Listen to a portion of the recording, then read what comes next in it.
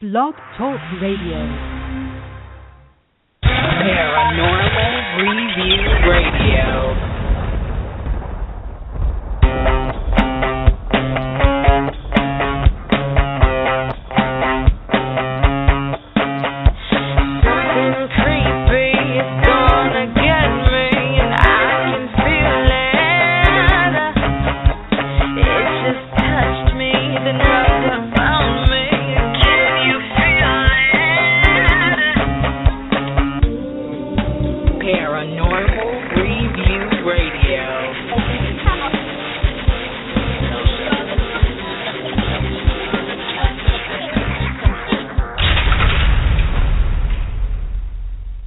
Hello and welcome, everyone. It is Friday night, and you're listening to Paranormal Review Radio, the only radio show without commercials and with more great paranormal talk. Thank you for joining us tonight. I'm Anthony Agati in New York. And I'm Luci Liebfried in Chicago. You are listening to one of the highest-rated paranormal radio shows on Blog Talk. No bull, no lies, just a true platform for everyone to share their knowledge and experiences. When searching for the truth, good communication is key. Now, the phone lines are open for questions or stories. The number to call in is 661-244-9831. Make sure you press the number 1 to get into the queue. We'll try to get to you as soon as we can. Otherwise, our chat room is open so you can post any comments or questions there as well. Don't forget to like us on Facebook and subscribe to our YouTube channel at Paranormal Review Radio. You'll find more articles, blogs, and full show uploads. And if you have specific questions, comments, or would like to be a guest on the show, email us at paranormal.review@aol.com. Now, sit back, get comfy, and prepare to open your minds. It's time for Paranormal Review Radio.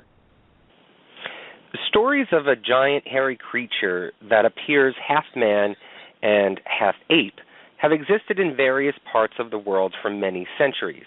In fact, the only continent not to have stories of wild men is Antarctica.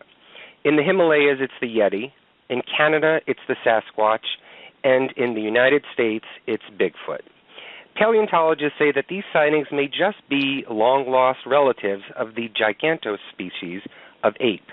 This theory seems to be what scientists hang their hats on, but there is no significant piece of evidence that supports the idea that the gigantospecies ever walked upright, and hence the speculations continue. Seth Breedlove, yes, that's his real name, has embarked on creating a new way of looking at these creatures. By filming and documenting real people, real experiences, and real truth, whether it be for or against, Seth's films like Minerva Monster, The Beast of Whitehall, and the soon-to-be documented Boggy Creek depict the real truth as it is seen and understood. He lays it out there for you, the viewer, to decide what to believe, and that is a breath of fresh air. Have you ever wondered what it would be like to be within feet of Bigfoot creatures? What about constantly sighting a Bigfoot-like creature in your own backyard? Well, Seth spoke to these people and has shared these stories in his films, and tonight he will share them with us. Please help me in welcoming Seth Breedlove to the show. Hey, Seth, how are you tonight? I'm great. That was an awesome intro. Thanks so much. Hi, Seth. Welcome to the show. You know, Anthony and I, we've watched many documentaries on Bigfoot and other paranormal stuff. And when we watched yours, we noticed a huge difference. Your movies have more of a psychological meaning or feeling towards the creature sighted and the witnesses, too. Why Bigfoot creatures, and why make movies about them? Great question. I've been into the subject of Bigfoot since I was a kid. It's always appealed to me. I really got into it when I turned, when I was in my very early 20s was when I really started kind of researching it for myself.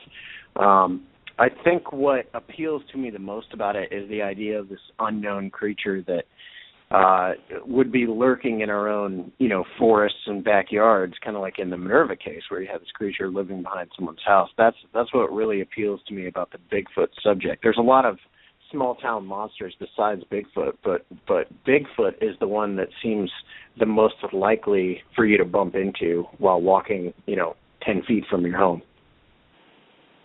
Well, let's back it up a bit, and why don't you let everyone know about you and how you ended up making films? Yeah, well, I got into this subject, like I said, in my early 20s, but originally what I was doing was compiling information for a book project that I was doing. I put together a book proposal called Small Town Monsters, and it was going to be a short series of books about these kind of small town, rural sightings in and around, small communities and how it affected the community.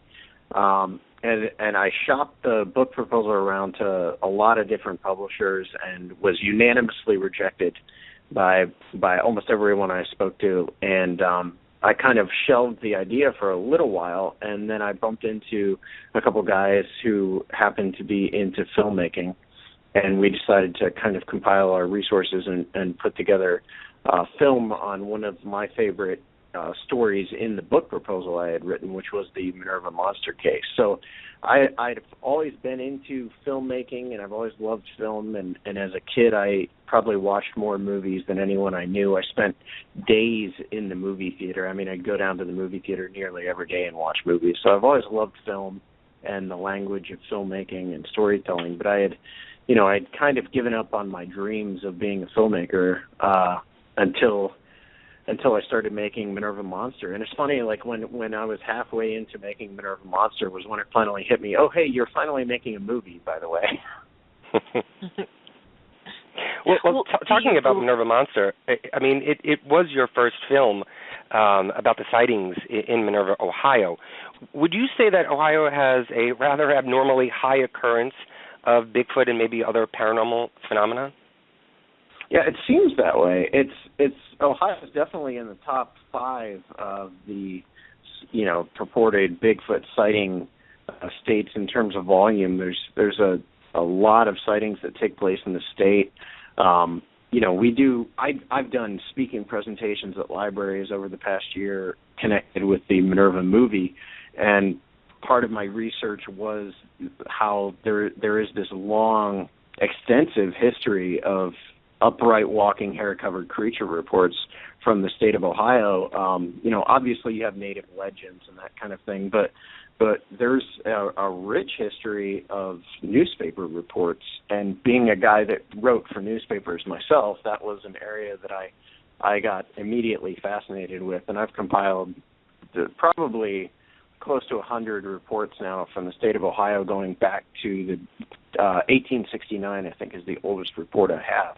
So I do think for sure Ohio has a long history. Obviously, people always think of the Salt Fork State Park, which is kind of the Bigfoot mecca of Ohio. People always talk about that as being, the spot in Ohio to see a Bigfoot. But there's reports from all over the state in a lot of different spots. I live pretty close to Ohio's only national park, which is Cuyahoga Valley, and there's reports inside Cuyahoga Valley National Park, which is really intriguing because it's a national park that's sandwiched in between 2 major cities in Akron and Cleveland.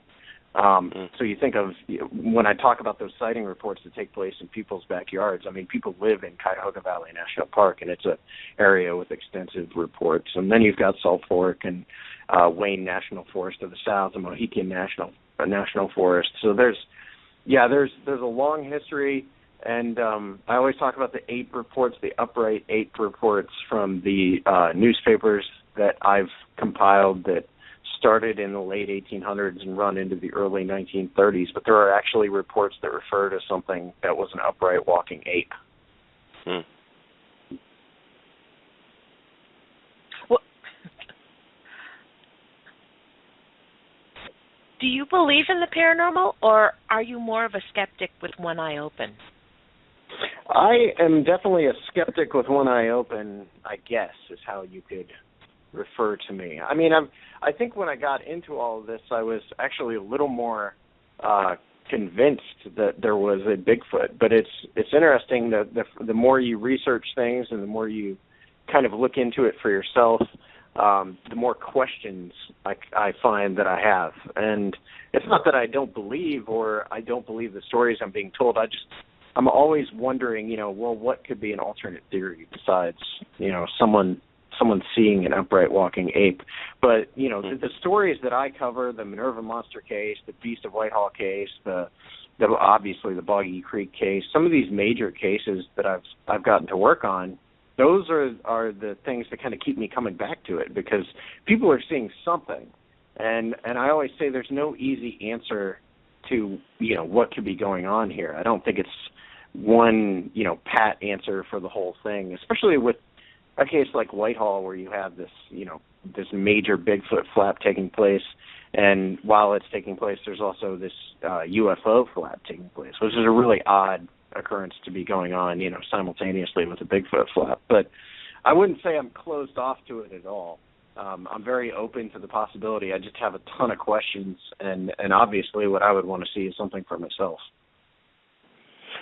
Sounds almost like the rest of the folks in the paranormal field. They every time they open up a door, there's just more doors and more windows that keep opening and looking to investigate. It just opens up more questions than more answers. But the Minerva Monster, which is a fascinating film, and it's a story about the Caton family and their experiences in their own backyard. And I've read and I've watched that many locals sort of have dismissed it as a hoax. So what is it about that story, about the Caton family story, that compelled you to first create this film? The Caton family themselves.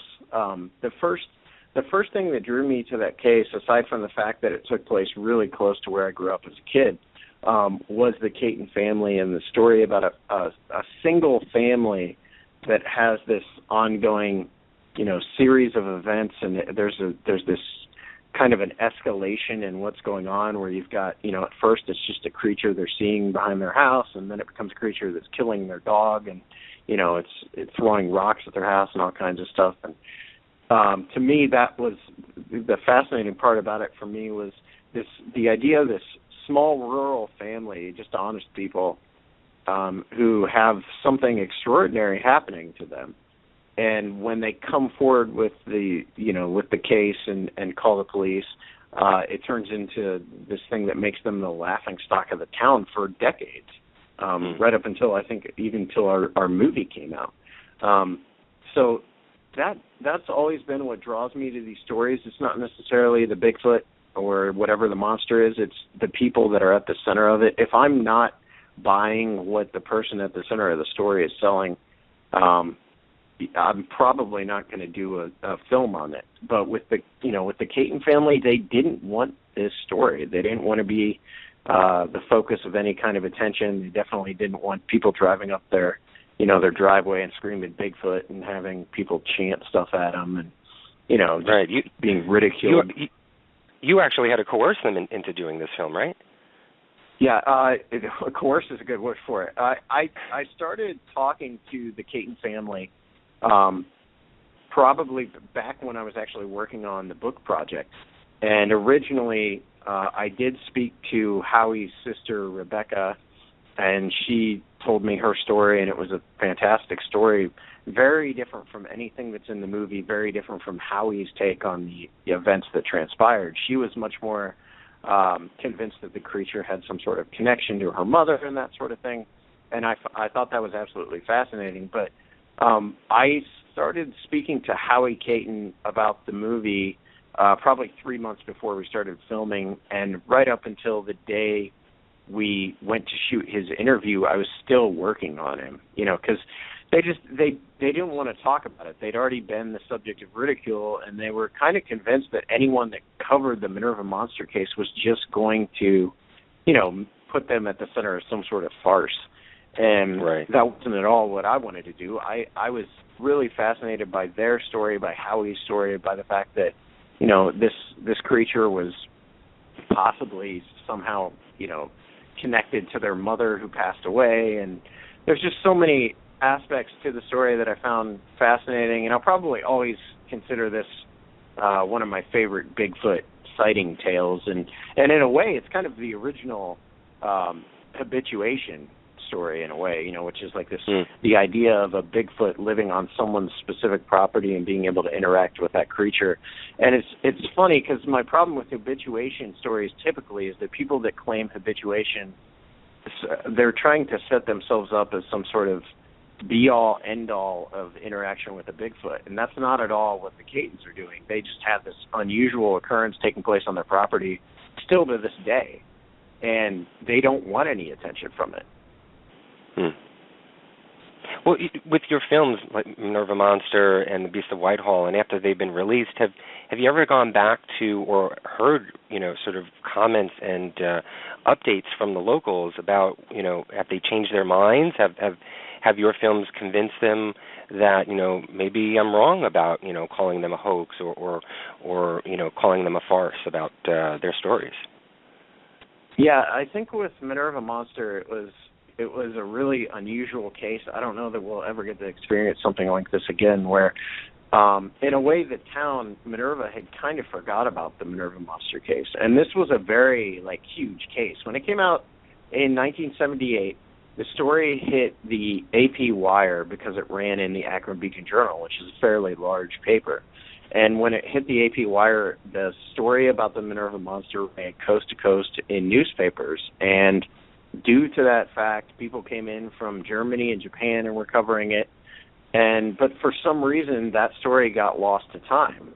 And the town, aside from some of the old locals and, people who still tease Towie about his supposed Bigfoot encounter, aside from those people, the story had kind of been lost. And when we brought it back to the forefront, there were people that talked to me, off the record or in Minerva, who had sightings of the creature. And there were also people who talked to me and said, this family is lying. That or if they didn't tell me the family was lying, they had some sort of maybe they weren't lying, but they're obviously not seeing what they're claiming they're seeing.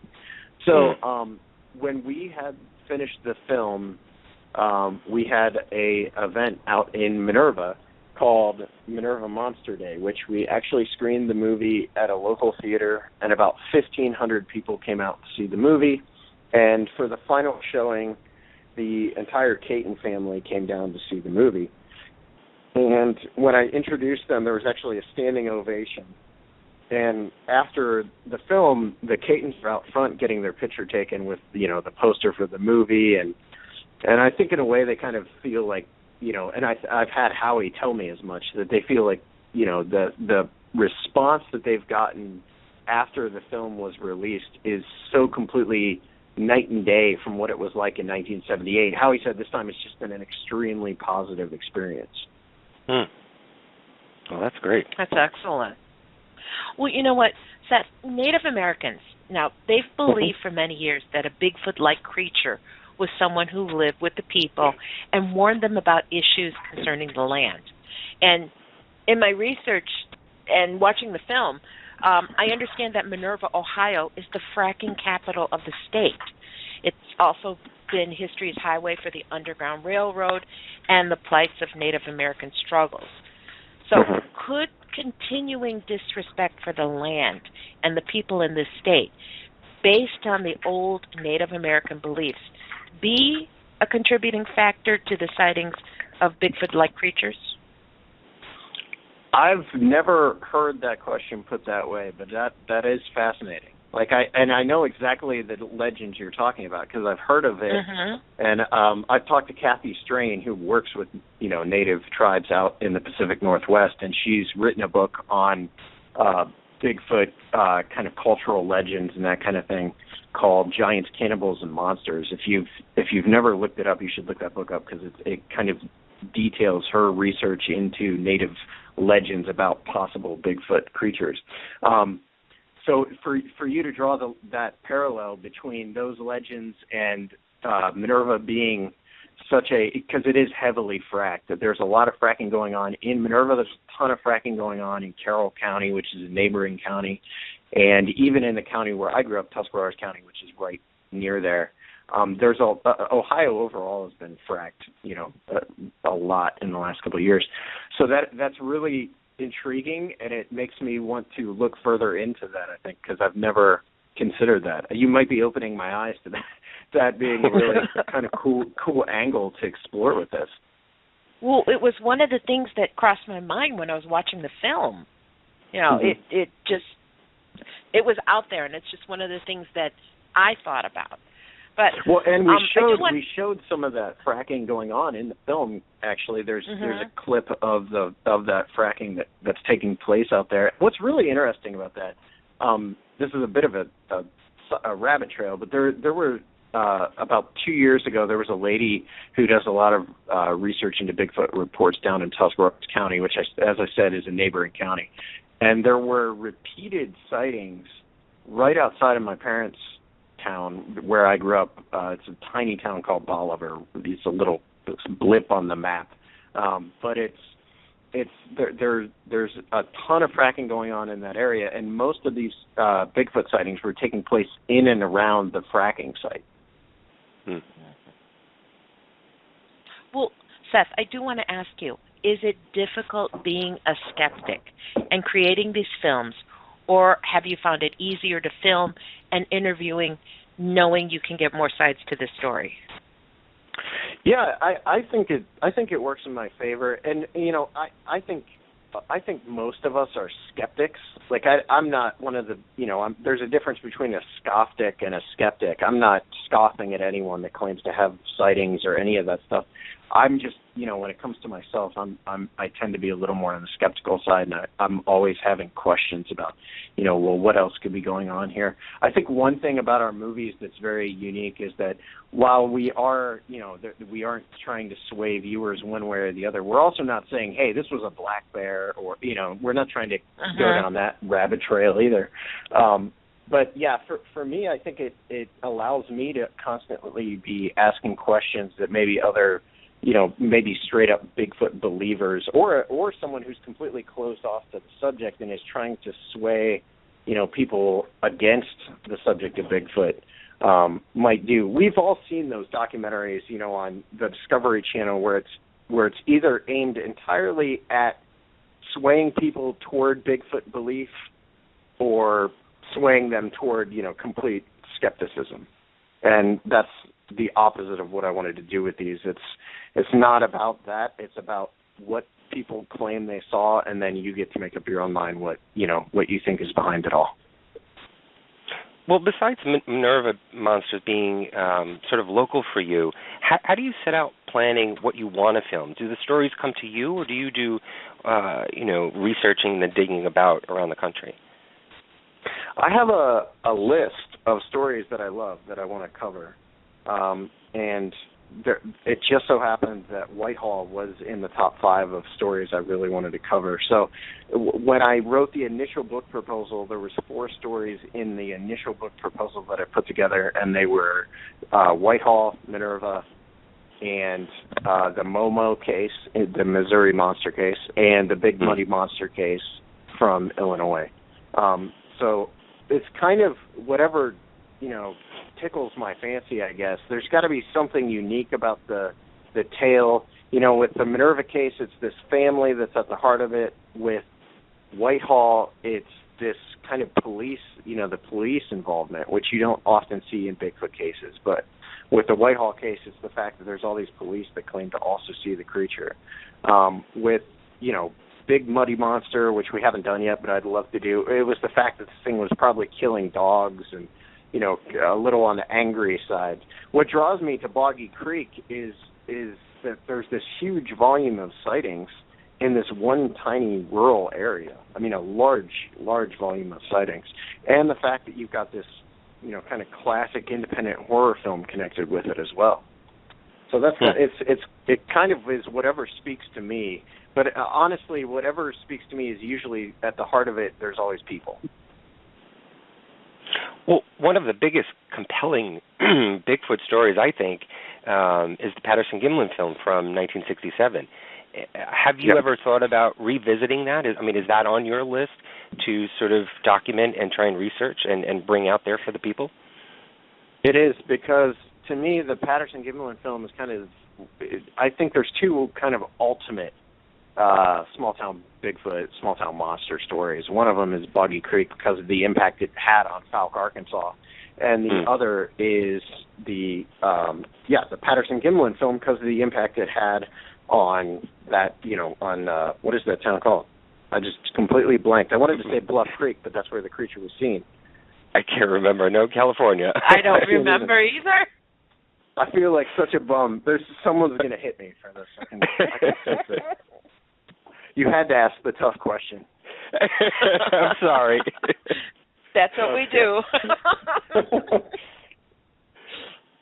But yeah, I would love to explore that story because I think there's so many angles you could take with it beyond just the Patterson film. I think there's a lot more to it.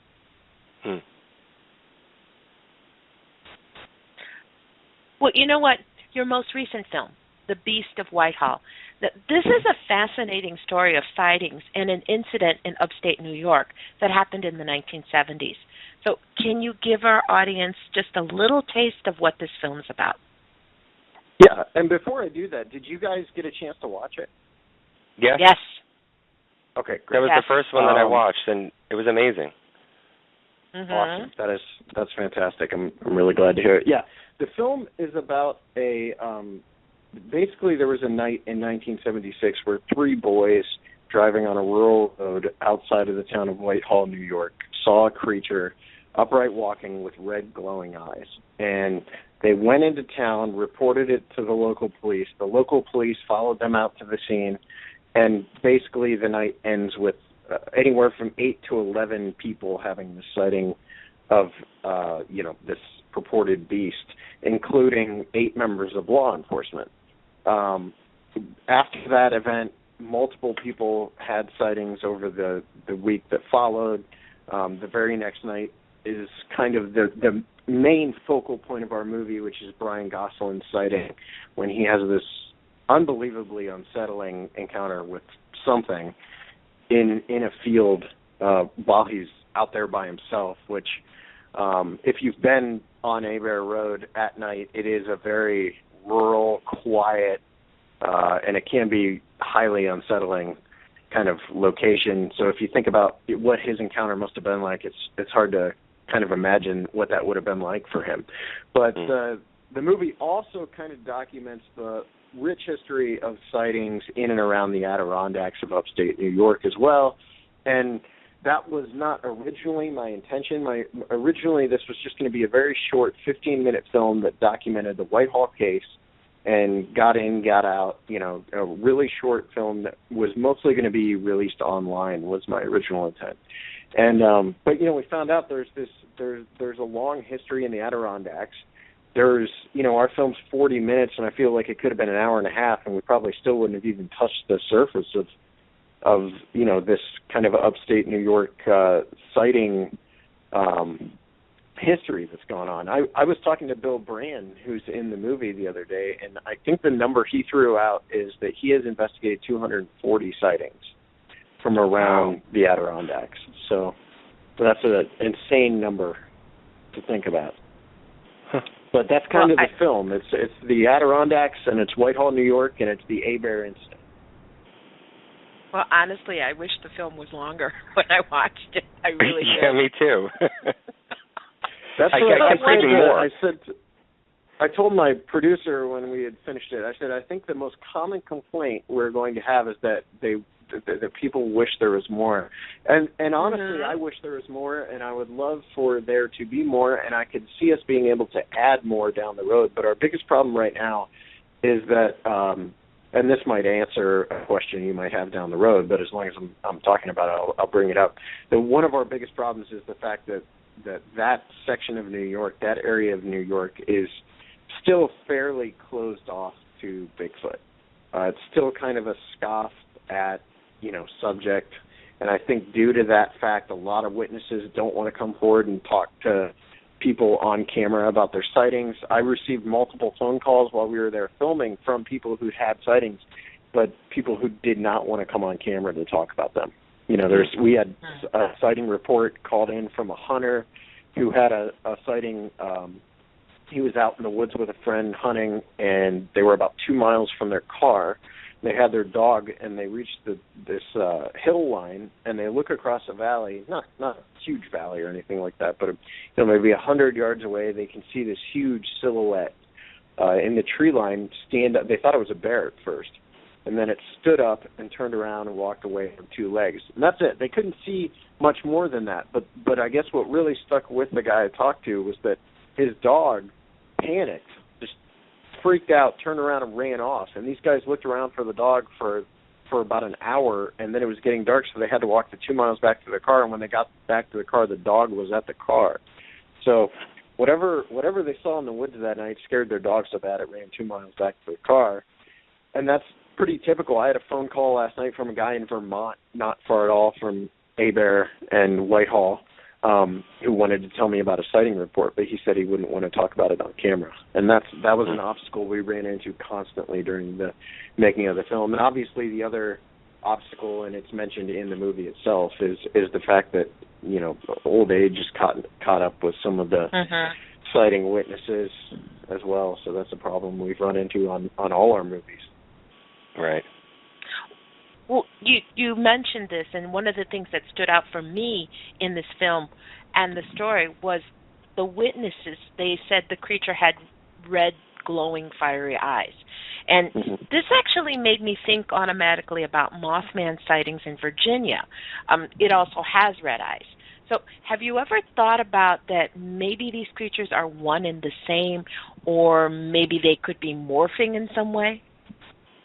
Yeah, I've heard that theory. I've heard the shape-shifting theories, and I've heard, and obviously the red glowing eyes is what really makes you pause, especially someone like me who's more of the flesh and blood kind of, my belief is that this would be some sort of undiscovered ape rather than a paranormal thing, because that, to me, is what the evidence tends to point toward. But when you start talking about red glowing eyes, it kind of shifts the paradigm a little. Like, where does that come from in nature? Can I point to another example of a creature that has red glowing eyes? And I can't.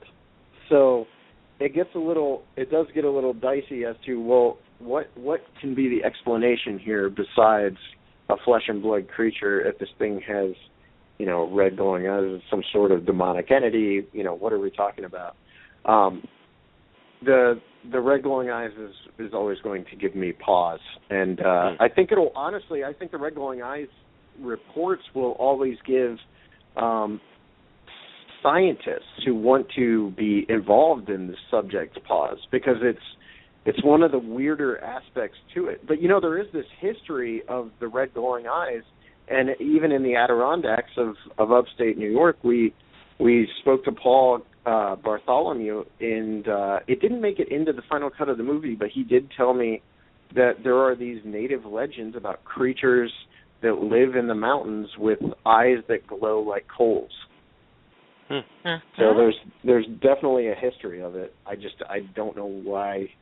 I have no explanation, and I have wondered about that. The Mothman. We just talked on a show I do the other day about the Enfield Horror, which was this strange creature that had red glowing eyes. I mean, you hear it a lot across many different types of creatures. Well, the witnesses in The Beast of Whitehall that you interviewed on camera, they weren't ordinary. Well, some of them were ordinary people, but not all of them were ordinary, everyday people. You had interviewed people of law enforcement with a reputation that could be destroyed if they came forward. And I think one of them talked about, being commanded not to come forward in public. And I think that's telling when you break out the believability factor of someone of that level. They seem to be a little bit more convincing. Do you believe that someone of that caliber is important when debating whether or not to believe or not to believe? Yeah, definitely. Definitely someone that's in law enforcement, especially who really only has everything to lose at that point if they're going to come forward with a Bigfoot sighting. Law enforcement officials really don't take this stuff very seriously, at least not from an organizational, kind of standpoint. I know law officers who claim to have sightings, But when you're talking about more of a governmental, large picture kind of deal, that it's kind of still scoffed at. So to me, I look at someone like Brian Gosselin and I say, well, what did this guy have to gain by coming forward with this? And the answer is nothing. Right. Him or any of the other law officers who had sightings, whether it was that at the Abear incident or in the years to come, like with Dan Gordon, who's famously tied to the Whitehall case and has appeared on episodes of Monster Quest and Finding Bigfoot and all that kind of stuff, who also came forward with a sighting.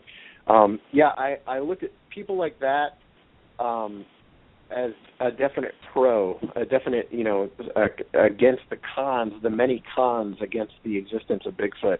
The pros are always the eyewitness testimony for me. A lot of the evidence we have is suspect, but when it comes to some of the eyewitnesses, not all the eyewitnesses or even close to all the eyewitnesses, but there are some of these eyewitness stories where you scratch your head and you have to say, well, there's no real easy explanation for why this person would do this thing. Why would you sabotage your own career by coming forward with this? And like you said, the Whitehall PD was told to shut up about the case. And I have my own theories about why that would have been beyond.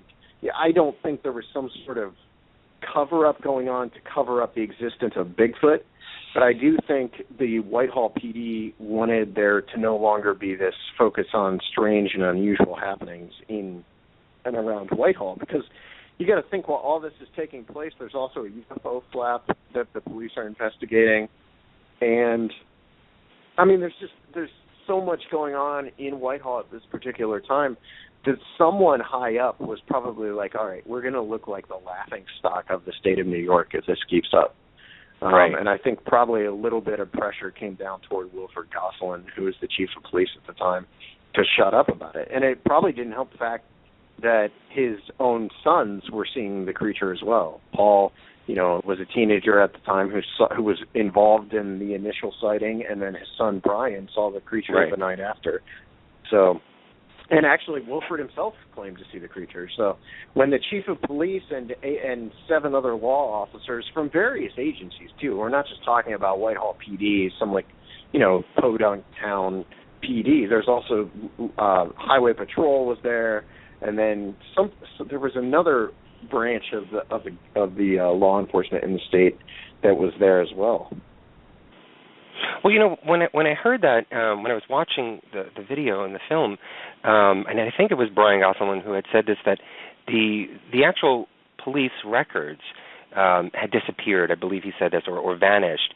And I sort of was weighing the idea of, okay, I understand that the folks who are looked up to, which is law enforcement, during that time, wanted to sort of hush this up and not seem, as you said, the laughing stock of the town. And so, and they wanted to move forward. They didn't want to continually have to deal with this all the time. And I get that. I understand that. But then I started to think, with the records being vanished, quote-unquote vanished, and then being told to shut up, I sort of was thinking, because it's sort of similar to a lot of other, quote-unquote paranormal stories out there, that, there may be a sort of government involvement in this. Is there anything that and you sort of briefly touched on it before, but was there anything that filled your mind with the idea that the government could be involved with others that you had talked to, or things, or people that maybe didn't make the film that may have alluded to that effect? I haven't found anything that would say there's a large, organizational cover-up. No. I'm not completely closed off to it, though, because of the fact that there were so many different branches involved. And I know for a fact that Mr. Fox, who's mentioned in the film, he was with Brian the night of his sighting before he bolted from the scene, leaving Brian alone in the field to have his encounter. I know that Mr. Fox went on to work for the FBI, and that's one of the reasons he does not talk about this case, is he works for the FBI. So as far as the Whitehall case is concerned, definitively, no. I haven't found any kind of definitive proof that there's some sort of mass cover-up. You would think if there were, things like the ordinance in the town to protect Bigfoots wouldn't be in play. And really, even talking to Paul Bartholomew about this case, he doesn't believe that there was any kind of organized cover-up either. He thinks it's more like what I was saying earlier about it being probably more of it just being an embarrassment. And I think actually Brian, who was a Whitehall PD officer, says the same thing in the film. He thinks it was just an embarrassment. The town was being embarrassed by all this Bigfoot stuff. And, at the time, it wasn't some sort of huge tourist draw to have a Bigfoot. Really all it did was bring out people with shotguns and beer who wanted to go running through your woods, trying to kill something. Right. Did you find that hesitancy when you were filming? Yeah. We found it during filming, and even after. Whitehall is a unique kind of production. We actually shot the entire movie in July of last year. So the whole movie was shot, start to finish, every interview. And what we shot was a very different sort of movie. And later in the summer, we had kind of a falling out between myself and some of the other crew who I'd been working with. And I decided we had a choice. We could either go refilm all the footage, the interview footage, or we could call it quits on Whitehall. And something about this story has just, to me, it's cried out to be told in this fashion. So I decided I was going to go back and refilm the movie. So when we were there in July, we had 4 people call us with sightings, who had sightings, who wanted to talk to me about the sightings but did not want to come on camera. And when we went back in September, we had another 2 phone calls from people. And I had a phone call conversation with Dan Gordon's son, and Dan Gordon's the Whitehall PD officer who I mentioned earlier. His son is involved in law enforcement as well. And he's got his own opinions on all of this. And we're just talking opinions. I don't think he's ever had a sighting or anything. But he's got opinions on it that he wouldn't even share opinions on it because of the ridicule factor that goes on in that area. It's a very different kind of scenario from what we ran into with Minerva Monster. Ohio has kind of embraced the Bigfoot phenomenon, and especially Salt Fork State Park has kind of made Bigfoot its mascot, and there's other state parks in Ohio that sell Bigfoot merchandise and stuff in the stores. But that is not the case in New York, from what I could tell anyway. Well, you know what, Seth? I do want to say, your films, they're not like others, and I do say that in a good way. You don't have the fluff, you don't have the reenactments that many others put forward to create a scare factor. And honestly, when I watched this film, I was frightened just by the words from the witnesses and the locals.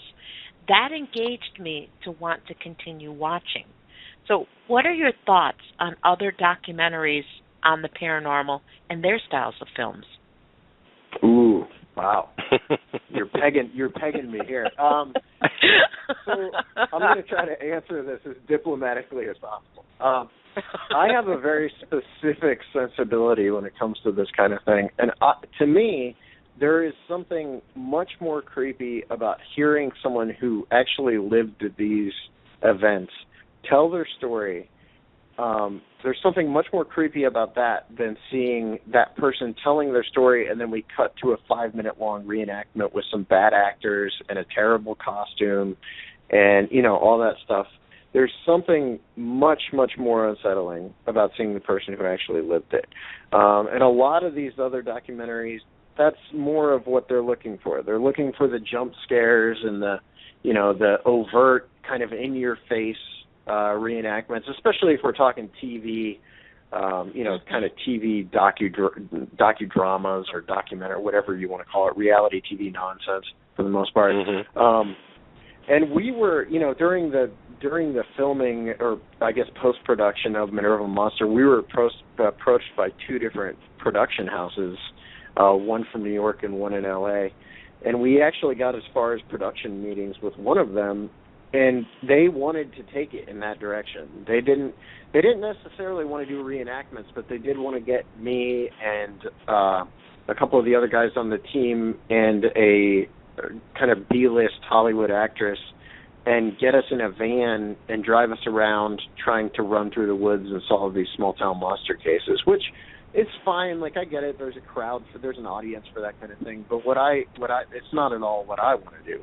And I think there's a much larger audience out there that are interested in the Bigfoot, kind of phenomenon, who steer clear of it because of some of these other paranormal shows and that kind of thing, where they blow it so out of proportion and over dramatize it to such a degree that it starts to become a joke.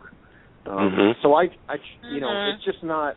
I guess that just doesn't, to me, that doesn't speak to me. And when I'm making these, I kind of think of myself as being the target audience, because I know that my approach to the subject is similar to a lot of other people that I talk to. So I think there is a much larger, broader audience for this thing than what is actually, watching shows like Finding Bigfoot and Mountain Monsters right now. Well, I'm glad you're staying true to the art, and it's a breath of fresh air. And I've said that before tonight. It is a breath of fresh air that you're not conforming to what the big production folks are sort of dishing out to everybody, and that's why I really wanted to have you on the show tonight, because this is something that I know that the folks in the paranormal community, the folks in the Bigfoot community, are looking for, and they, as you said, are just tired of the nonsense and the garbage, quote unquote reality televisions out there. Yours is true to form. It is, and also too, you don't skew it in any way. There's no bias to it. You leave it out there for the viewers to make up their own mind, which is another breath of fresh air. And we've been talking about how you are a skeptic with sort of one eye open, and Bigfoot and all these creatures and monsters in your films. But I'm curious to know, and this is Paranormal Review Radio, what is your belief in life after death and in spirits and ghosts? Okay, interesting. So I've never been asked this. You guys are opening some doors tonight. I've never gotten to go down on an interview before. I myself am a Christian. Like, I was raised Christian, and I believe in heaven and hell and all that stuff. So when it comes to the afterlife and spirits and ghosts, I believe in demons and angels and all the stuff that's in the Bible. I mean, I'm old school when it comes to that stuff. As far as how it impacts the Bigfoot subject, I don't think that's where you were going with that, but as long as I'm talking about it. As far as how that impacts the Bigfoot subject, I don't really know. I wonder all the time if this isn't an area that, is spiritual, is some sort of weird spiritual thing. And I think anyone that researches Bigfoot for any length of time starts to wonder at some point if it isn't, beyond just a flesh and blood undiscovered creature, because we are talking about, if that's the case, if it is an undiscovered creature, an undiscovered primate, an ape, which is, my theory, if that's the case, how on earth has it stayed hidden for all this time? Right. And what's with the glowing red eyes and all that kind of stuff? So does it all connect? It's hard to say. I know Keel always talked about how the more he researched the paranormal, the more he felt like he was just researching demonology. And you start to wonder if that isn't what you're looking into with a lot of this. Would you ever do a film about other phenomenon in the paranormal area? Yeah, absolutely. We after Boggy Creek Monster is done, I'm not sure what the next small town monster is going to be, but I can promise you it will not be a Bigfoot. I really want to get outside of the Bigfoot realm for a little while. I'm fascinated by lake monsters, especially Champ and, Ogopogo and those kind of things. I love the Mothman story. The problem with the Mothman story is it's been told so many times. What I would really like to do is find one of these cryptid creature stories where people might have either forgotten about it or people might not even know about it. Maybe a small town like Minerva where they had a local monster that people are still seeing today, something like, the Beast of Bray Road hasn't been documented in a documentary yet, but I definitely do want to cover other other phenomenon. And even I've always been fascinated by the UFO subject, so I'd love to do something with that someday. Well, that leads me to my next question. Small Town Monsters, it's your production company, and you create these awesome films. So what's in the future for Small Town Monsters? Can we expect more films? Are you going to do short online things, or what's in store for us? There's so much we want to do, and it all comes down to money. And the fact is, we are completely independent at this point. We don't have a distributor. Everything is sold through our shop online. So it's all independent. So it all kind of depends on whatever money. Whitehall was funded entirely out of pocket, and it was a real labor of love. Like, we didn't even run a Kickstarter campaign for Whitehall. It's just something we believed in, and we wanted to tell the story. And so what's next for me is, if we can keep going with small town monster subjects, I would like to do probably 2 or 3 movies after these 3 that don't focus on Bigfoot creatures, and then come back around to Bigfoot again, because I really want to tell the Momo story and the Big Muddy Monster story, and I'm sure there's more I'll find along the way. So I'd love to do that. As far as format, I love the internet, and I love new media, and Beast of Whitehall was originally conceived as a 15-minute short that we were going to put on YouTube and Vimeo. And more than anything, I saw it as a great way to kind of spread the word about small town monsters. Say, hey, here's a little free documentary you can check out, and maybe learn about us, and if you're interested, we can keep growing the audience and keep making movies. So obviously it morphed into another movie, though, because it just took on a life of its own. But I do love the idea of doing short films in between the longer form films. So that we have small cases like, just in Ohio, we have the Loveland Frog, which is like this frogman type creature. I'd love to do a short film on that. I don't think it could ever be a feature, because I'm not even sure any of the witnesses that saw this thing are still around or willing to talk about it. But it's something where you could talk to some of the people from the town and explore, how did it impact the town in a little short, 10, 15-minute format, and then post it to Vimeo, or you post it on YouTube or something like that. There's so many. The cool thing about being in the age of the internet is independent filmmaking is wide open. Years ago, you couldn't make a movie for less than thousands of dollars. You had to buy film. You had to pay for marketing and all that stuff. And now we're in an era where I can purchase an SD card for $30 and it'll store 8 hours of footage, and I can go film a whole movie and put it on an SD card and then edit it for free on my computer.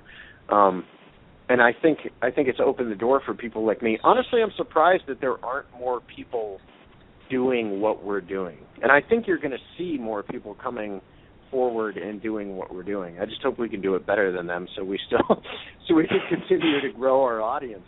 But regardless, I encourage anyone that's into the subject, who has an idea for a story or wants to make movies or do any kind of storytelling, to do it online, because that's where you're going to find your audience, and you're going to find your audience regardless of if you have some huge studio or distribution network behind you. We are tiny. We are as small as it gets. When I do events to sell the movie, it's usually me and my dad and mom, or me and my wife, or me and my producer and my wife, or there's just a couple of us. We're not some sort of conglomerate, contrary to the popular belief in the Bigfoot community sometimes. Well, you know what? You have a new film that you're about to get production going on, and you mentioned financing. You've begun a popular Kickstarter program to fund the new film. Can you share with everyone what this new film is about, and tell us about the Kickstarter campaign? Oh, yeah. The Legend of Boggy Creek was a famous 1970s horror film. It's kind of the grandfather of indie horror in a way. It was independently financed by a guy named Charles Pierce, and it focused on these sightings that were taking place in the town of Fouke, Arkansas back in the 70s. And the movie blew up and became a national phenomenon. But the truth is that there's stories behind that movie that have never been explored. There's sightings in and around Fouke. There's sightings all over that section of Arkansas, which is this very eerie, swampy location. So we want to make a movie that goes into the truth behind the legend of Boggy Creek. So it's not just about the legend of Boggy Creek in the film. It's about this long history of sightings that goes on up till today. So we're going to take our Small Town Monsters kind of look at this really famous location and these sightings. And we still have, I think there's 10 days left in the Kickstarter campaign. But we set a goal of $9,000, and I think we're at $13,000 raised so far. So we're doing pretty good. When it takes a lot of money to make one of these movies when you're actually trying to get professional grade equipment, which is what we wanted to do with this one for the first time. It's not just us taking out, equipment we already owned, and we have to take a full crew this time down to Fouke, Arkansas from Ohio, which is a lovely 16-hour drive. So yeah, we're running this Kickstarter campaign to fund the production of the film, and it's got about 10 days left in it. But if you back it, you get a really cool T-shirt, hoodie. There's digital rewards. One of the cool things we're doing with this one is if you back the Kickstarter campaign, you actually get behind-the-scenes access to the film. And I don't know that what that actually means is we're going to shoot behind-the-scenes footage every day we're in Fouke and upload it in the evening. So if you're watching, if you want to watch what we did that day while we're down there shooting, you can get on, whatever we end up. I think we're going to do a YouTube password, but you'll get on. We'll send you a password, and at the end of the day, you'll get to watch what went on with the production of the film that day. So, and that's one of the reward levels on the Kickstarter. So we really tried to add a ton of value to the Kickstarter campaign, and hopefully people feel like they're not just donating money to us; they're getting something really cool in return. Well, where can we find this Kickstarter campaign? The easiest way to find it. The URL is so long; it's ridiculous. There's no easy way to look it up. The best way to go is go to Kickstarter.com and just enter Boggy Creek Monster in the search bar. The actual URL is like Kickstarter.com/project/Minerva Monster/Boggy-Creek-Monster. So if you can remember that URL, good luck. But otherwise, I would just say go on Kickstarter and search for it. Okay, excellent. Well, you know what, Seth? We're so glad that we've been able to speak with you tonight and to share your work. Where can our listeners go to find out more about your work and your company?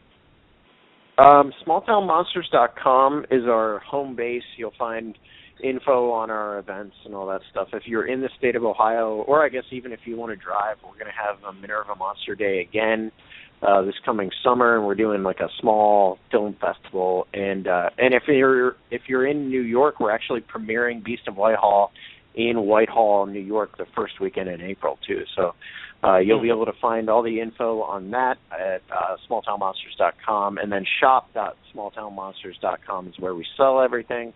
And then our Facebook page is always updating. We're always posting, interesting kind of monster-related stories, and any interviews we do on shows like yours, we share on there, so viewers can check that out. And so that's facebook.com/SML Town Monsters. And then we're on all social media, so Twitter and Instagram and all that kind of stuff. We're out and about. Awesome. Well, Seth, thank you. Thank you again. We would love to have you come back on when Boggy Creek is released. Oh, I'd love it. That'd be awesome. That's awesome. Excellent. Thank you so much, Seth. And for everybody out there, we're going to be putting links to the Kickstarter campaign and to smalltownmonsters.com. We'll be putting that on our Facebook page. Thank you again, Seth, so much. We wish you the best of luck, and we can't wait for this next film to come out. Thank you. Thanks for having me on, guys. Have a great weekend. Good night. All right. When Seth had reached out to us, he had mentioned that he was doing film about small town creatures and Bigfoots and monsters and the like, and immediately I thought, all right, this is another one that is, trying to make a name and probably put out another one of the documentaries of the millions that we've seen. And when I started to talk to him and started to, do some research, right away I felt a little bit of a difference with his crew and his production company. And then he gave us access to see Beast of Whitehall, and I was literally blown out of the water. Like you said before, I said the same thing. I didn't want it to end. I kept, putting my cursor over that time dial and was hoping that, oh my God, wait a minute, no, it can't be over. Even though he provided and the film provided so much information and so many interviews and interesting stories and original audio clips from the boys at the time in 1976 for the Beast of Whitehall. I mean, there's a plethora of information there. I just still wanted more. I just still wanted the ability to watch them more, to hear Brian Gosselin talk more, maybe reveal more. I don't know, but that's the way that I was feeling. And I wasn't turned off like I was normally turned off by other documentaries when, like we said before, when people start to, interject the fluff and the almost laughable reenactment portions, which if I can, I'll fast forward over those because it doesn't do anything. I'm a more realist person. I've said this a million times. I love history. I love to learn about things. If I want to see drama, I'll watch a dramatic television series. I want to see the real people. I want to see that interaction with the camera. Excuse me, with the camera and with the interviewee and the interviewer. I love that, and this is what that's exactly what his films had done for me, and I was intrigued and wanted to learn more, and I started to watch some of the interviews that he did on other shows and listen to the audio of other radio shows and news programs that he's been on in Ohio. He does his own podcast as well, so he's got a head on his shoulders. He's got a knack and a talent for the art of film, and a really healthy I don't want to say this, a real healthy interest in the paranormal, in the Bigfoot creature area, and so I couldn't get enough of this film and enough about the stories that he was putting out there. And to tell you the truth, I never really heard of the Beast of Whitehall or Minerva Monster. I'm not a Bigfoot junkie, and I wanted to learn more. So that says a lot. Uh-huh. Well, that was the whole thing. When you brought it up, I was, I'm not a Bigfoot person. I really don't follow Bigfoot religiously.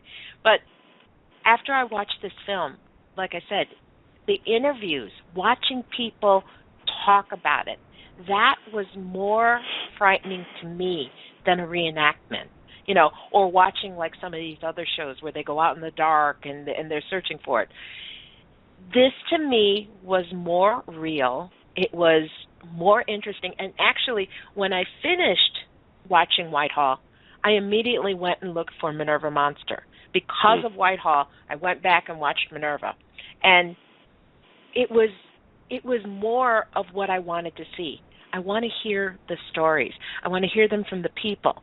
Those recordings that he used in the film, those were amazing. Those were absolutely amazing. And no matter how much you hear, read about something, it's a little bit different when you actually hear that person talking about it. I got more of a realistic view of what happened. Like I said, watching Minerva, the question that I had about the fracking and that. I mean, the Native American legends I know about. I understand them. Bigfoot is supposed to be like he brings warnings. When we don't respect the earth, that's when Bigfoot appears. And the very fact that he brought up the information about the fracking in Ohio, that was the first thing I thought of. I was like, wait a minute, you've got this creature who to the Native Americans are a little bit. Bigfoot is more spiritual to the Native American way of seeing him. He's considered like a brother to mankind. And this just really, I mean, the two films were so good. I want to see this. I want to see more. I really do want to see more. I really enjoyed watching this one. I really did.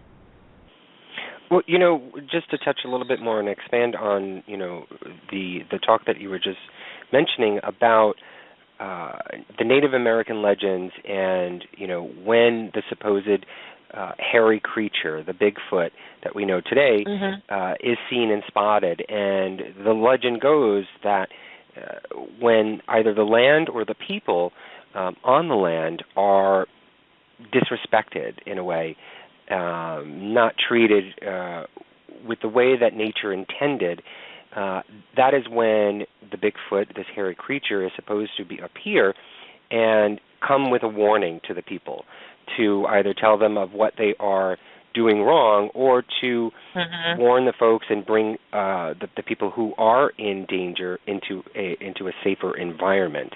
And it got me to think also, too, that there's a lot of paranormal theories out there that's the same reason why spirits get involved with the living, that they appear to send a message. They appear to you to warn you of things, or it is the reason why they come to you to make you feel more at ease. There's some sort of comforting that is happening. And to link the two together and to link the idea that, because Ohio has this, unbelievable high, I don't even know what to call it, but it's there's so much going on in Ohio, and not just Bigfoot. There are so many haunted locations that you and I have gone to that are unbelievable, and that there's many, many more stories out there that talk about haunted locations besides the Bigfoots and besides the UFO sightings. It just seems as though Ohio is almost like the vortex of this. And I've heard that talked about in other states as well. But I think Ohio has something very different because of the spiritual the spiritual feeling of the land. It was the main roadway for the Underground Railroad, and the sorrow and tears that were spread along the way. It's the gateway for a lot of the Native Americans, coming and going to and from Oklahoma, the Cherokees, and so on and so forth. And so you've got that connection there as well. And besides the disrespectful things that are going on with the land, could be disrupting this spiritual energy. I may be talking way out there, but it's a theory to think about, at least, to try and make some sort of sense out of the idea of why this is happening. And that's what stirred the conversation in my head while I was watching his films. And that's the reason why I liked it, because it sparked so many different things that I wanted to learn more. I wanted to know more, because there could be a possibility that the story of the Beast of Whitehall, or the stories of the story of the Minerva Monsters, could lead to something else. And Seth had mentioned that maybe there is a connection between that and other spiritual or other phenomenon in the paranormal. There could very well be that possibility.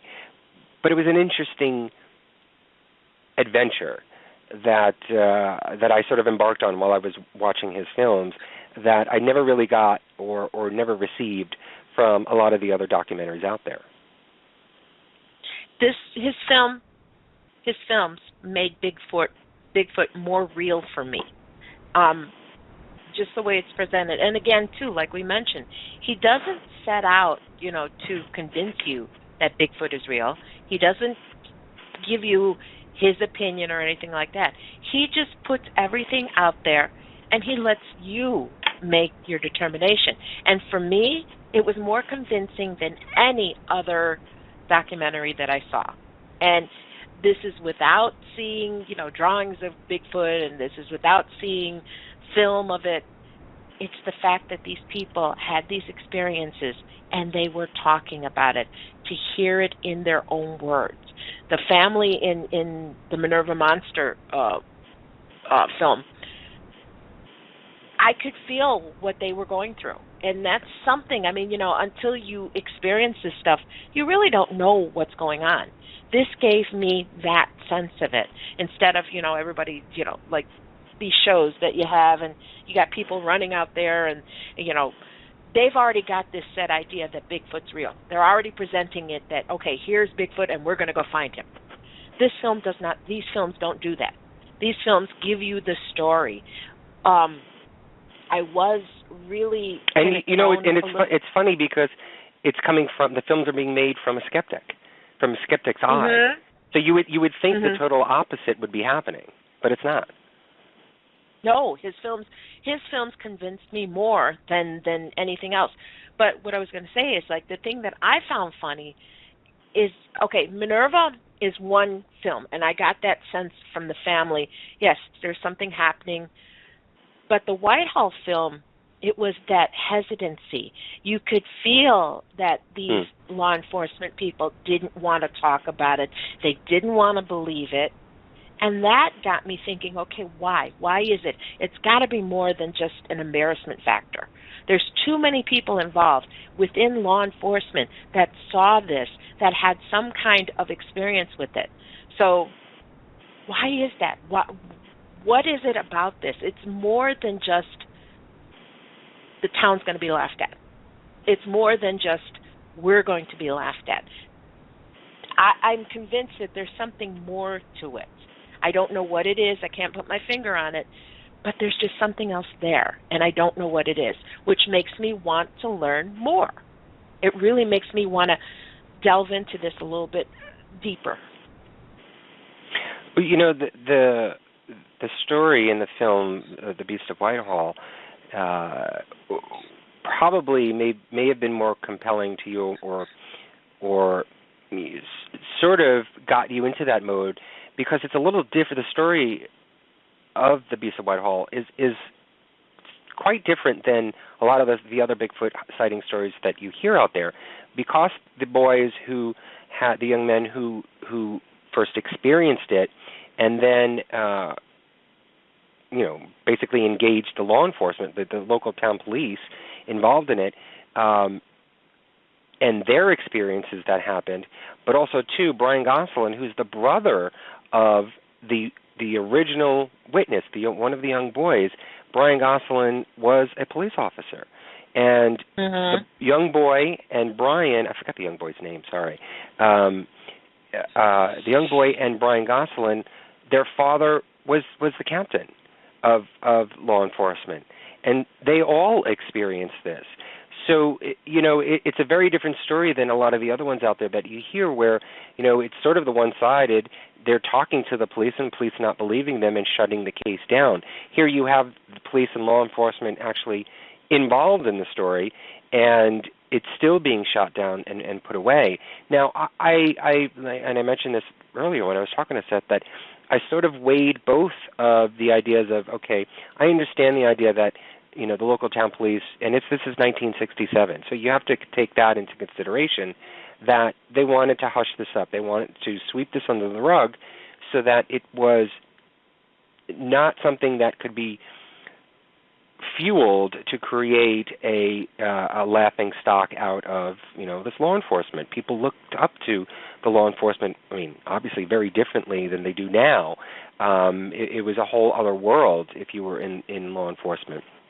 And so they didn't want to lose that reputation, being in a small town there. And so I understand wanting to do that, but something always, and whenever I hear stories like this, because, you know, they were told not to talk, and then the records, quote unquote, I'm doing air quotes, vanished or disappeared, that sort of leads me to believe, well then, was it just the local town that did that, or was there a higher government level involved in this that shut them up purposefully so that there wasn't any continuing investigation, even if these documents were opened up 20, 30, 40, 50 years later, that anybody else could get involved in this and try and solve it to the point where there possibly could have been this creature, this monster that came to the town of Whitehall. So And now nobody can do that. Nobody can get the specifics on it, and the only way that you can is to talking to the witnesses. And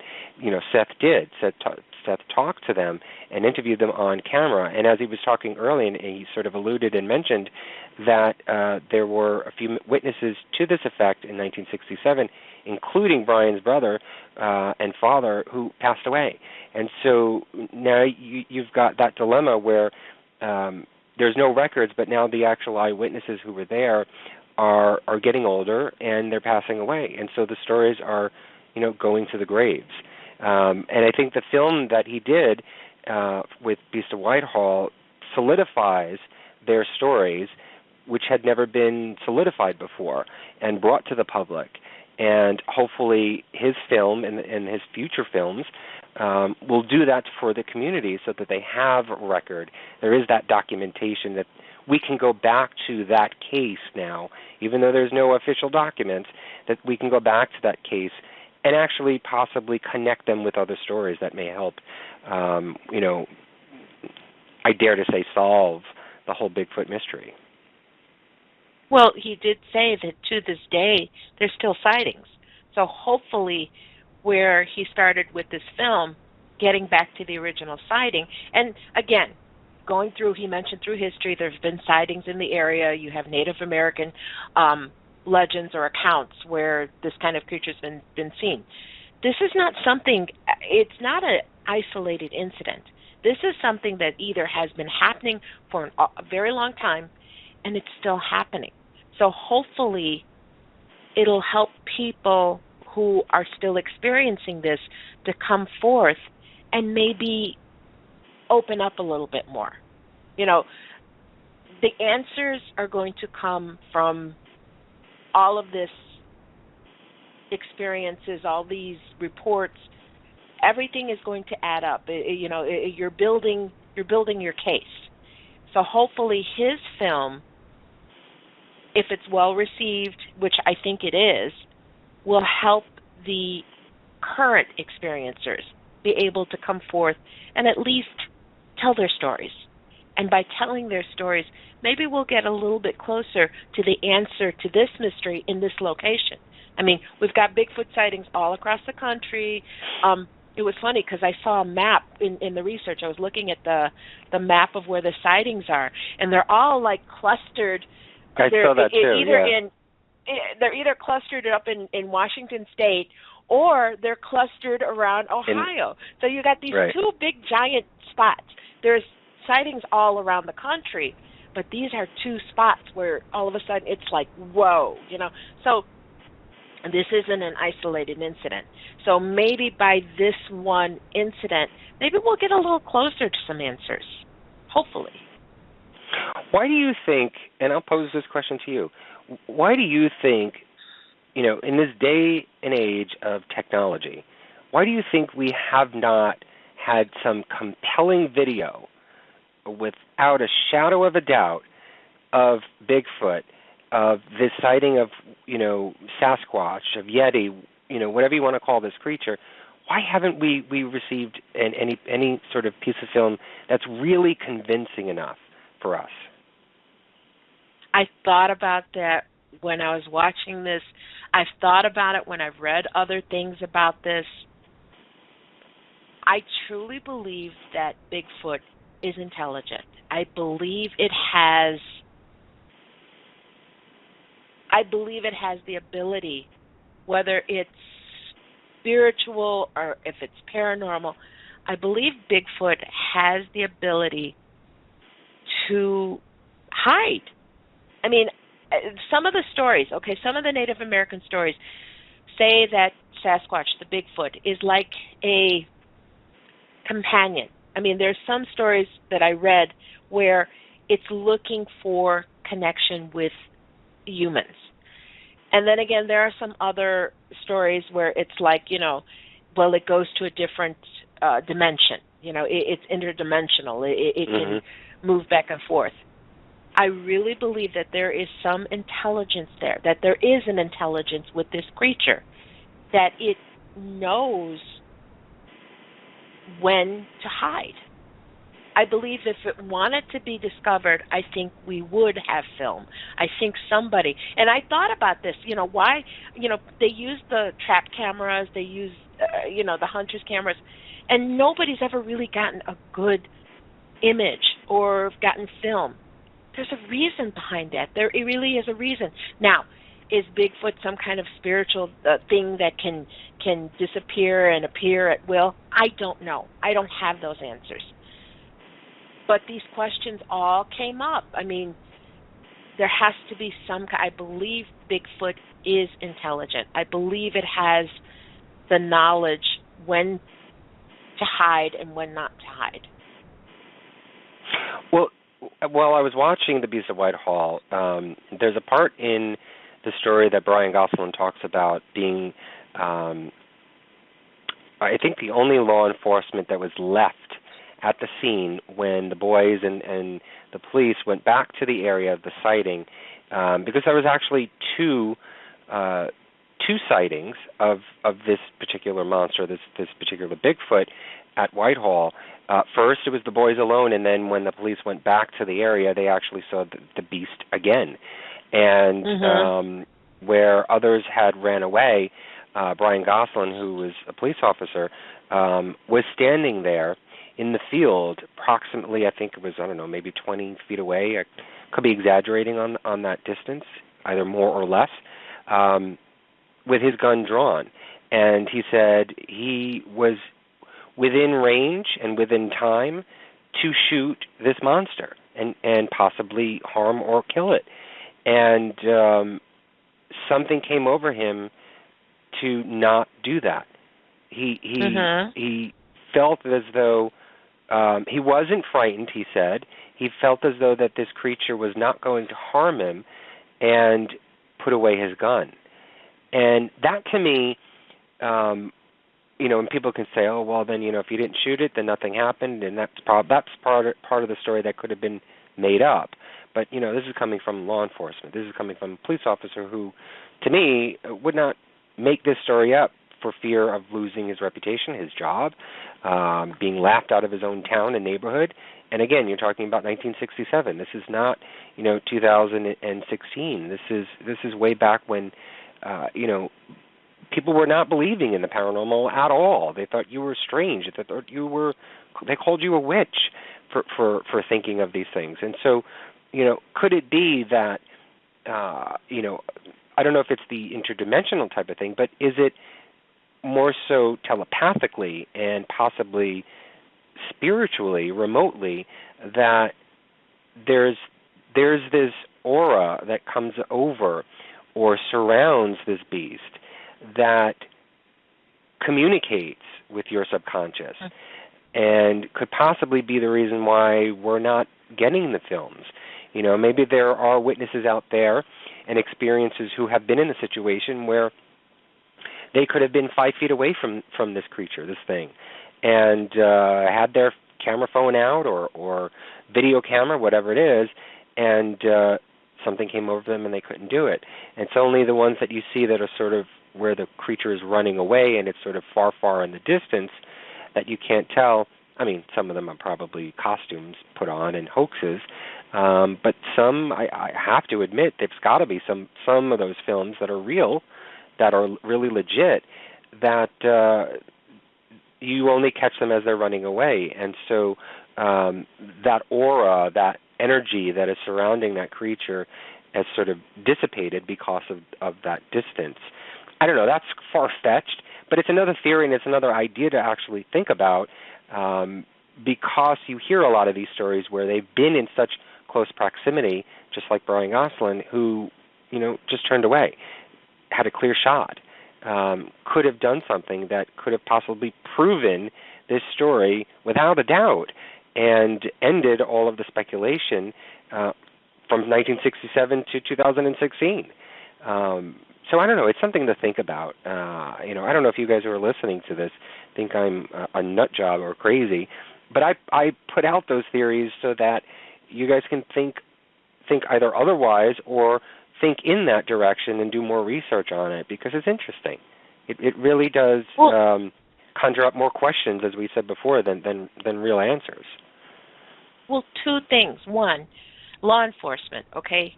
These are, they're sworn to do their job. They have kind of, let's say, a code of moral conduct, okay? What did they have to gain to make up some kind of story like this, especially back in the 70s? I mean,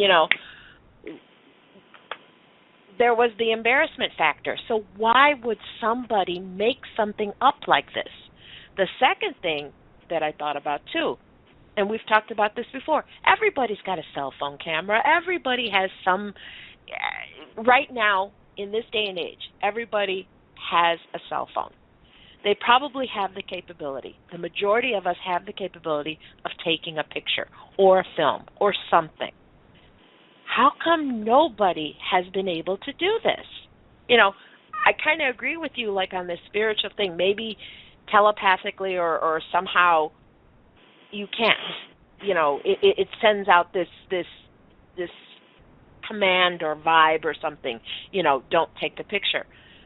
But yet somebody somewhere should have been able to take a picture somewhere. And I asked this question before, like with with Slender Man and other things, other creatures like this.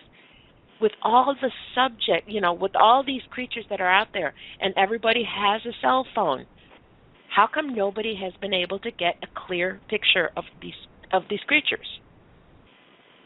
I'm waiting for that. Well, as I mentioned earlier, the most compelling piece of film is the Patterson-Gimlin film from 1967. Mm-hmm. And I have to apologize. When I was talking about Whitehall, I think I had mentioned 1967. It's 1976. I guess I was dyslexic when I was mentioning that year.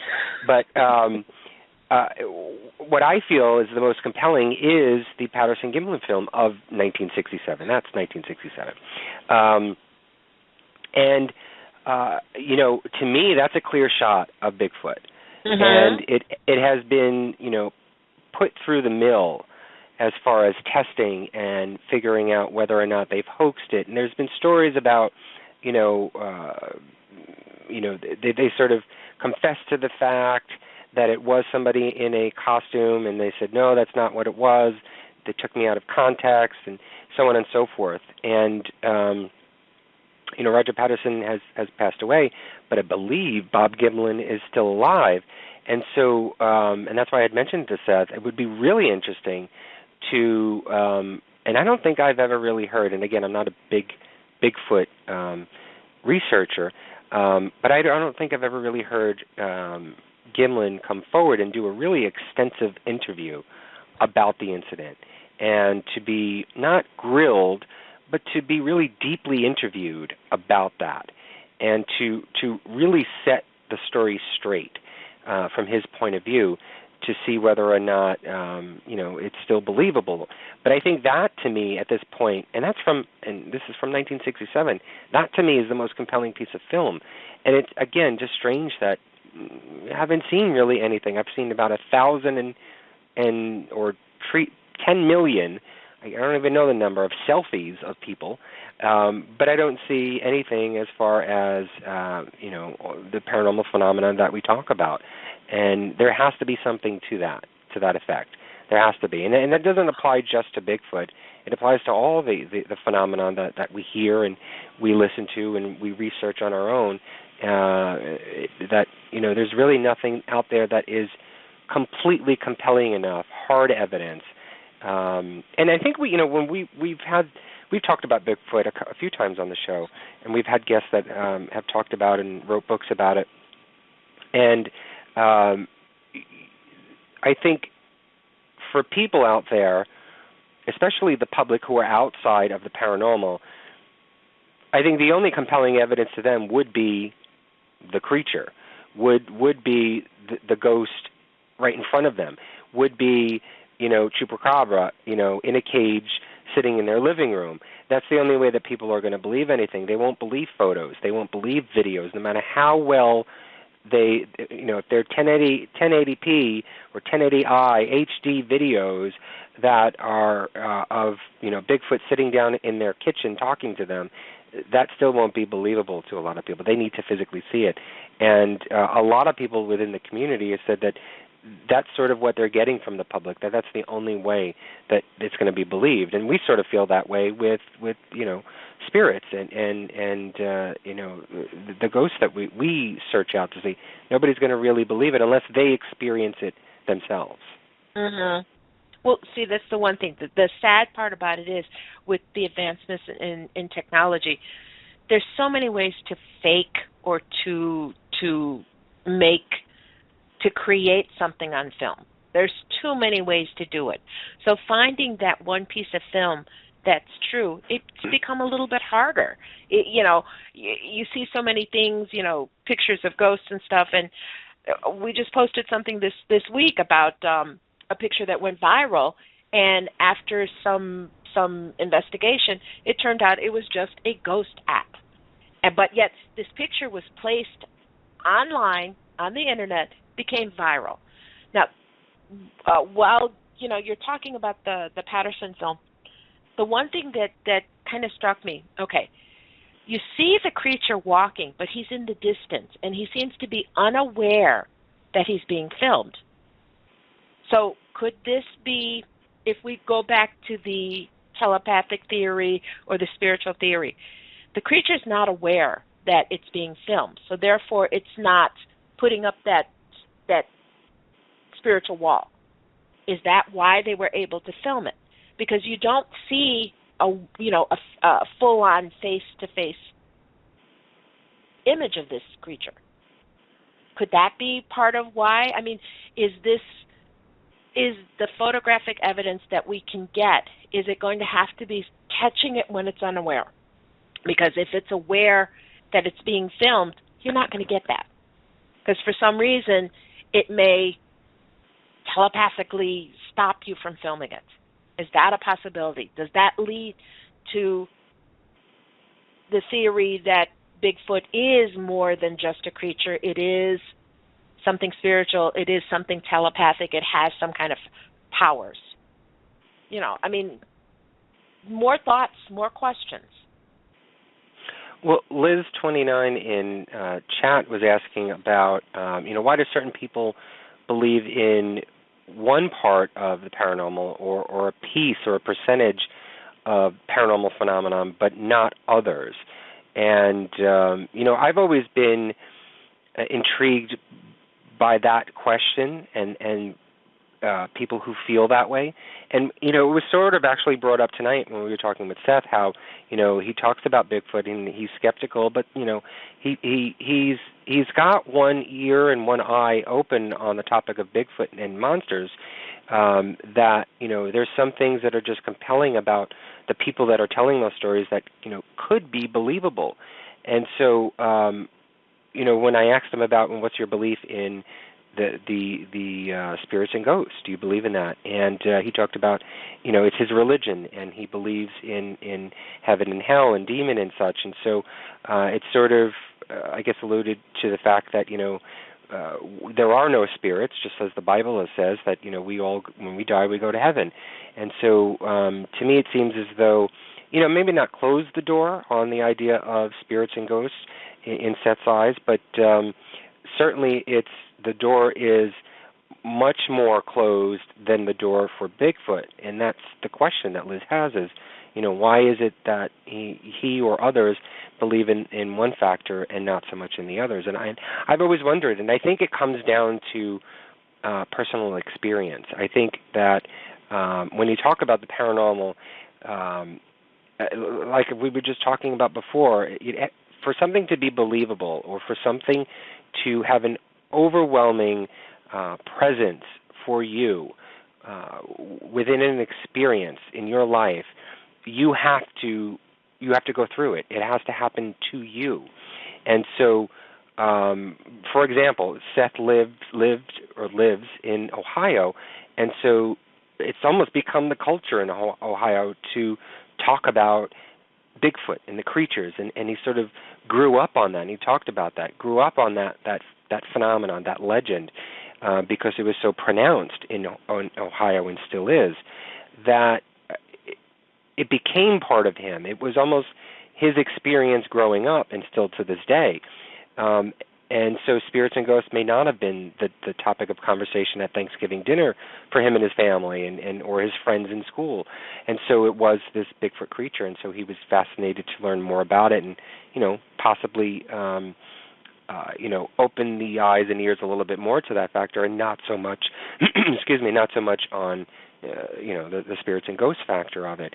And so it all comes down to personal experience in the way that, people have been brought up within their own families or within their environment that affects the way in what they believe. And that's said for everything. That's said for religion. That's said for politics. It's said for so many different things. You're influenced by your surroundings.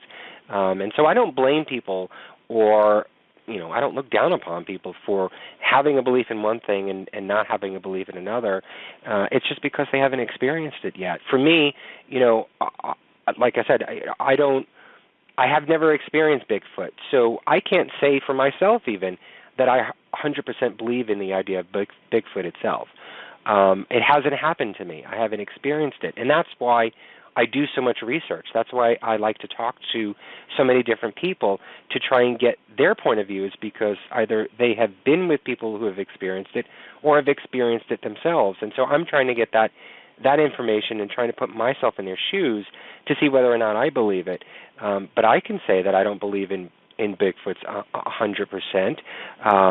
There's a lot of other different areas that I don't believe in 100%, but I'm still researching it, and I think that's the same with Seth. It's he's still researching it, and if it has to happen to him, then great. If he learns or opens his mind about it by just talking with experiencers and witnesses, then that's great too. It's everybody has their own pace, and everybody has their own different way of accepting things into their world and into their body. Well, that's exactly how I feel about it. I mean, it's like, why do some people believe in Bigfoot? Why do some people believe in Mothman? It's the experiences that you have. It's how things in your life have, to this point, have opened up. Now, for me, Bigfoot, I kind of believe in it. I do kind of believe in it, and that's only because of, like, the Native American legends. I kind of take those a little bit more real because this is part of my culture. These are the things that I've learned. I wasn't taught these from day one, but for some reason, the more I read about it, the more I research about it, they're becoming real to me. And a film like this, where you're talking to the experiencers, where I can hear the voices of those interviews, of those people, that just kind of like makes it more real for me. And it made it more real for me than any kind of picture. It made it more real for me than the Patterson film. It really did, because I could hear what somebody was saying, what they experienced. That made it for me. It's like ghosts and spirits. My belief in ghosts and spirits didn't come from a book. It didn't come from television. It came from, they've always been in my life. From a child, they've always been in my life. So this is something that I've always taken as for real. It's real because for me, it's always been there. So now here we have Bigfoot, which I have no experience with. I've never come across anything like that. I've never even met anybody who has experienced it. But I've read the stories. And now all of a sudden I have this film. And I can hear the voices. I can hear the interviews. It's not somebody reading a story. It's not a legend. It is the voice of somebody who actually saw this. That made it more real for me than anything else. So yes, at this point, I think I do believe in Bigfoot. Well, for a film to do that for you, I would say that is an amazing piece of work then. So, you should thank Seth for bringing you up a notch in the field of Bigfoot. And so, we've been talking up this film and Seth and his work so much. I don't want people to think that, we're paid advertisers, we're any of that. We're not. Completely not. I just like to bring out folks who have talent, who bring real work, real pieces of art, real conversations and real discussions to the forefront for us within the paranormal field, so that it continues that education and continues that research. And for film and for a person like Seth to bring that forward to us, I thank him tremendously. And so I've even thanked him so much that I've actually contributed to the Kickstarter program that he has. I did that, and I donated to it because I believe in it. I believe in his visions. I believe, even just because he's only done already just these 2 pieces of film, that I know just from these 2 pieces of film, I know that his future films and his future subjects will only become greater in that manner. And so if you guys are really interested out there in learning about Seth and his work, check out smalltownmonsters.com. You can check out some of his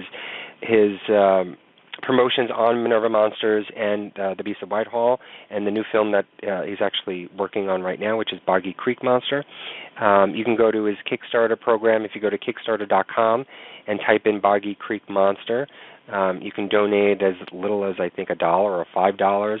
And as I was talking about before, which is a really great idea, is, when you donate that money, it's not that you're just giving money and that's it. You're getting something in return. You actually get your name as a credit in the film on some of these levels. I think it's even as low as $25 or $35. You get credit, your name and credits on this film. You get cool T-shirts and posters, and as he was talking about, sort of behind-the-scenes daily upload videos that you're able to download and check out on a daily basis. This is actually when I was just thinking about this. One of the questions that I should have asked him, or one of the ideas, and I've said this before many, many times, and I'm sure you guys out there who are listening right now will agree, that we all love that live television, that live video feed. We for me, maybe I'm not speaking for everybody, but for me, I love to go online and see who's doing a paranormal investigation on this certain day or whatever, that I'm able to watch it and watch it live as they're experiencing it. And so, as I was just talking about this now, I should have asked him if he would ever consider doing a live feed and then holding it for retention and recording that video then afterwards online on Vimeo, or I don't know, maybe putting it on a DVD or whatever, that has to do with maybe Bigfoot sightings, or if it was UFO sightings, that live feed. I think, and I don't know, I could be wrong. I'm not, a millennial. I'm not somebody straight out of college. I'm not young kin.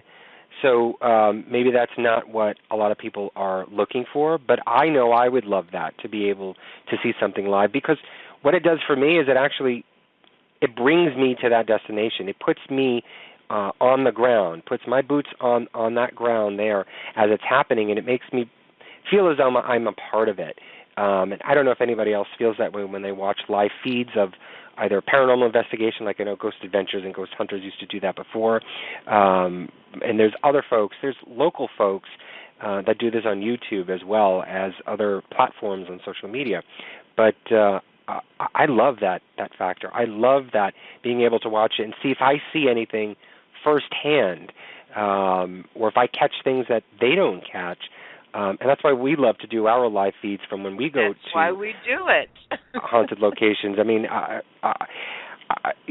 know people like it, and they look forward to watching it. And so whenever we do that, we get good responses from it. And so we've continued to do that. And so I don't know, maybe I'm going to email him and ask him to do that. We've gave him so many great ideas to think about just from our questions that he said to us, that maybe he'll, or if he's listening to this right now, if you've ever thought of doing live feeds and then recording it and keeping it for attention later on after that, maybe that's something that he can get into as well. Well, the main thing I really enjoyed it is because it wasn't the reenactments. I can't say it enough. I cannot stand reenactments. I really can't. It means nothing to me. It really doesn't.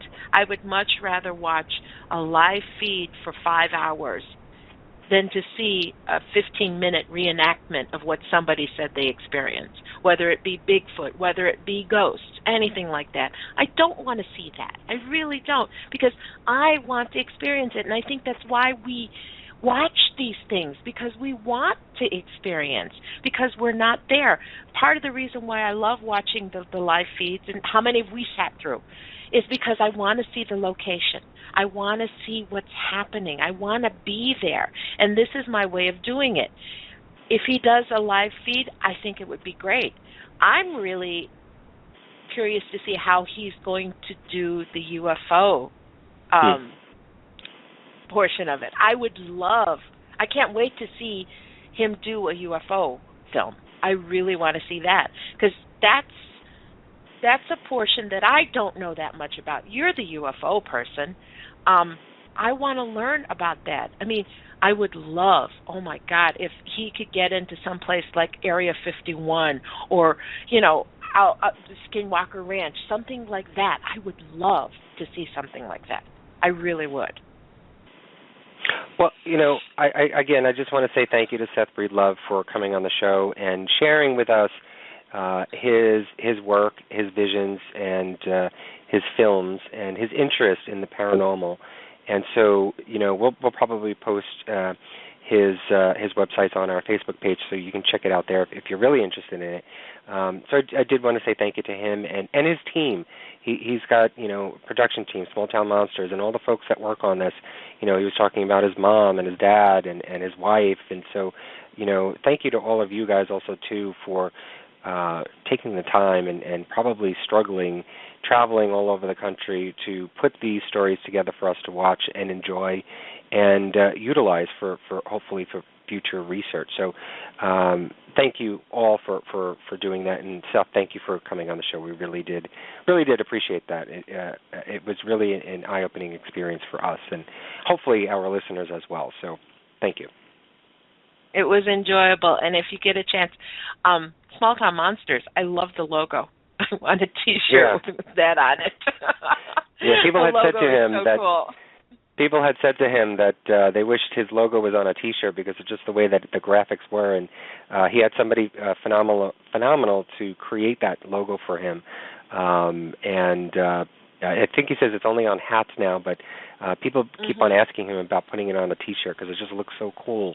And it says Small Town Monsters. I mean, it's almost personal in a way. It's not so much as your branding. It's Small Town Monsters.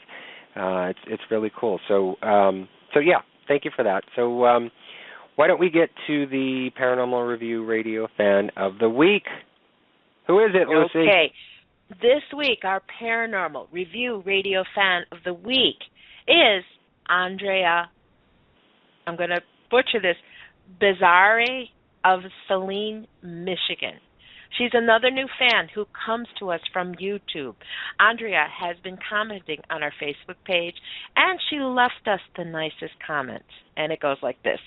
Just recently discovered your show on YouTube, and I am hooked. Love you guys. Keep up the awesome work.